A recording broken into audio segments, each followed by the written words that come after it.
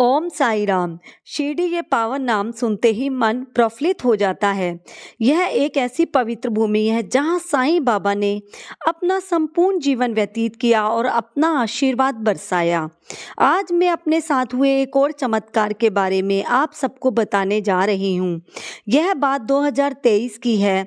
मैं अपने साईं मंदिर की मंडली के साथ शिरडी यात्रा पर गई। वहाँ पर हम सभी ट्रेन से आए थे और ठीक 5 दिन बाद हमारी ट्रेन की वापसी थी।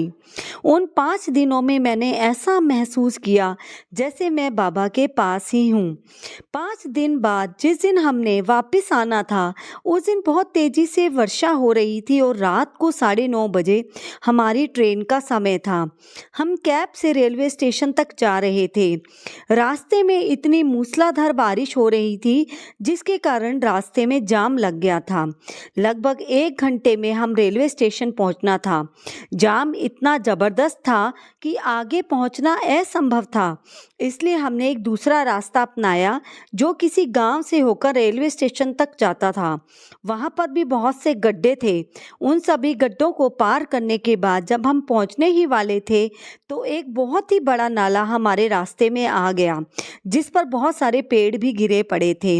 हम सब घबरा गए कि अब दोबारा वापस जाएंगे तो रेलवे स्टेशन पर नहीं पहुंच पाएंगे। तभी एक अजनबी लड़का इतने तूफान में जो बाइक पर सवार था, उसने हमें एक रास्ता दिखाया जिससे हम मेन रोड पर पहुंच सकते थे। बहुत संघर्ष करने के बाद हम मेन रोड पर पहुंच गए।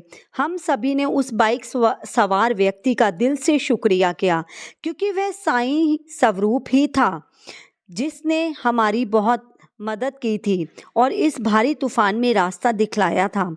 परंतु ट्रेन का समय 9:30 बजे था। बाबा जी का चमत्कार हुआ। ट्रेन 9:30 से भी लेट हो गई और 10 बजे का समय हो गया। हमारी 2 गाड़ियां पहले ही वहां पहुंच चुकी थी क्योंकि वह हमसे 2 घंटे पहले निकल चुके थे। हम रेलवे स्टेशन पर 10:25 पर पहुंचे। वहां पर पहुंचकर हमने देखा कि ट्रेन अभी तक वहीं पर है, जैसे कि वो ट्रेन हमारा ही इंतज़ार कर रही हो। ऐसे लगा कि जैसे कि सब बाबा का ही चमत्कार है। वास्तव में ट्रेन तो चल पड़ी थी, परंतु जो हमारे साथी पहले पहुंच गए थे उन्होंने 2 बार ट्रेन की चेन को खींचा और ट्रेन को रुकवाया था और ट्रेन धीरे धीरे चलने लगी और हम सभी सवारियां उस पर चढ़ गई। हमारी सांस में सांस आ गई। ऐसे लगा इस संकट से बाबा जी ने हमें हाथ पकड़कर हमारी मंजिल तक पहुंचा दिया हो। हम मन ही मन उस व्यक्ति का भी शुक्रिया कर रहे थे जिसने उस तूफान में साईं बाबा के रूप में आकर हमें हमारी मंजिल तक पहुंचने में मदद की। मेरा मानना है कि बाबा किसी भी रूप में आकर आपको मुसीबत से बाहर निकाल लेते हैं। बस आपका विश्वास अडिग होना चाहिए।